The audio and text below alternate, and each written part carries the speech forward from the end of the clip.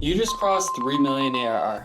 Maybe you raised some money and now the board is asking you, what does your go-to-market team look like in 12 months? And you're staring at a blank org chart wondering, who the hell do I hire first? This is one of the most consequential decisions you'll make as a founder. Hire the wrong person first and you can set your GTM motion back 12 to 18 months. Hire the right person in the wrong order and same problem. I'm Colton with Elefante RevOps. We spend a lot of time with founders at exactly this stage, the 3 million to 8 million ARR window. And today I'm going to give you a practical framework for how to sequence your GTM hires, what to avoid, and how to build a team that actually scales. Let's get into it.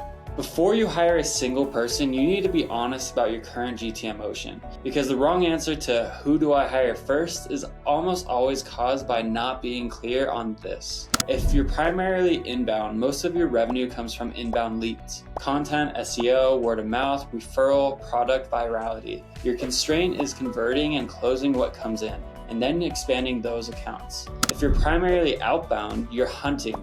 SDRs, cold outreach, targeted accounts. Your constraint is generating enough pipeline at scale. If you're founder-led sales transitioning to a team, you've been closing deals yourself. You need to transfer that motion to salespeople who aren't you. Each of these maps to a different first hire, and a lot of the founders make the mistake of hiring from the GTM motion they wish they had, rather than the one that's actually working. At Elefante RevOps, the first thing we do in a GTM engagement is clarify which motion is generating the most of the current revenue, and whether it can scale with investment. That's your starting point. Here's a framework I use for thinking about GTM hiring sequence. I call it the foundation to scale model. Phase 1. Foundation hires from 3 million to 4 million ARR. Your first GTM hire should almost always be a strong account executive, not a VP of sales. I know that sounds counterintuitive, but hiring a VP of sales at 3 million ARR when you don't have a repeatable sales process is one of the most expensive mistakes in B2B SaaS. A VP of sales is a multiplier,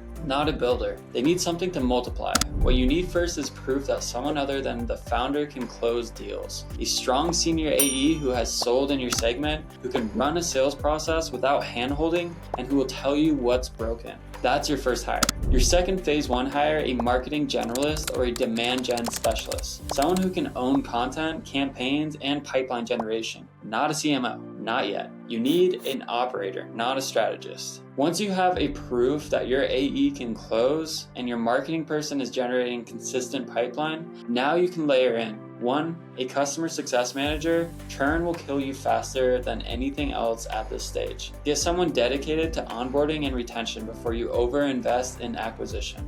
2. An SDR or BDR. If your AE is closing inbound well, adding an SDR to run outbound or handle top of funnel qualification frees the AE to close more. 3. This is often overlooked, a fractional RevOps resource. At this stage, your CRM is probably a mess. Your handoffs are broken, your data is unreliable. You need someone to clean that up before you scale, or you'll scale the chaos. Phase 3, scale hires, so from 6 million to 8 million ARR. This is when you're bringing the management, a VP of sales. Now you have something for them to manage, a team of AEs, a process, deal data, a quota model. They can actually do their job. A head of marketing, someone to own strategy, team, and budget. A dedicated RevOps hire, either in-house or through a firm like Elefante RevOps, to own your systems, data, and reporting full time. Let me give you the 4 mistakes I see most often at this stage. These are expensive. Mistake number 1, hiring a VP of sales too early. Already covered this, but I want to be specific. The telltale sign is when founders say, I need to hire a VP of sales so they can figure out our sales process. No, you figure out the sales process, then you hire a VP to run it. Mistake number 2, hiring a big company marketer for a scrappy stage. A director of marketing from a 5,000 person company who managed a $10 million budget is not going to thrive in an environment where they need to write the copy, run the ads, set up HubSpot. Be very honest about what stage you're at when you interview. Mistake number 3, waiting too long to hire CS. I call this the CS will just be sales mistake. Founders think their AEs will manage accounts post-close because they have the relationships. They won't. AEs chase commission, accounts churn. By the time you notice, you've lost 2 or 3 logos and the problem compounds. Mistake number 4, skipping RevOps infrastructure. You cannot scale a sales team without clean data, reliable process, and enforced CRM hygiene. Every month you delay RevOps infrastructure, the debt compounds. At 8 million ARR with 5 AEs and a broken CRM, you're flying blind. We've seen this bring companies to a near halt while they clean up the mess. Okay, you've made the hire. How do you know if it's working? For a new AE, by day 30, they should have completed their RAM training and be running their first deals independently. By day 60, you should see their pipeline coverage at 3 to 4x quota. By day 90, they should have their first closed one. If none of this is happening, is it a skill problem, a support problem, or a process problem? Each has a different fix. For a new marketing hire, by day 30, audit completed, priorities set. By day 60, first campaigns live. By day 90, first attributable pipeline generated.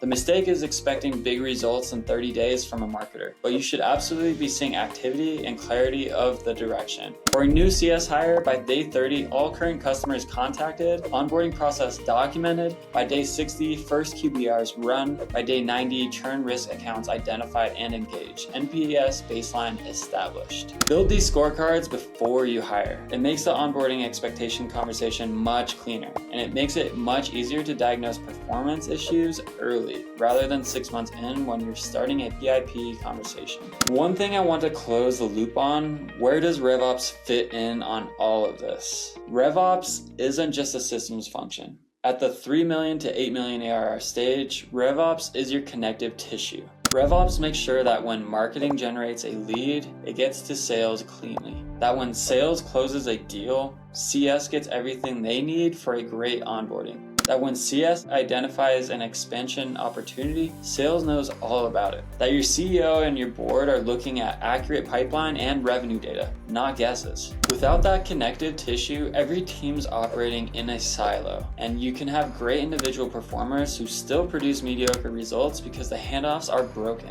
At Elefante RevOps, we work with founders to build this infrastructure, whether that's through a fractional engagement, systems audit, or building out a full RevOps function from scratch. So here's your hiring sequence in 15 seconds. 1. Senior AE. 2. Marketing generalist. 3. CS hire. 4. SDR plus fractional RevOps. 5. VP of sales. 6. Head of marketing. 7. Full-time RevOps. Build a foundation before you build a management layer. Build a process before you build the team. And build your RevOps infrastructure before you try to scale anything. If you're at the 3 million to 8 million ARR stage and trying to figure out your GTM team, this is exactly the kind of work we do at Elefante RevOps. We help founders make these decisions with data and a framework, not a gut feel. Link in the bio, reach out, let's talk, drop a comment. What was your most expensive GTM hiring mistake? You won't be shamed, I promise. I guarantee everyone watching this has a story.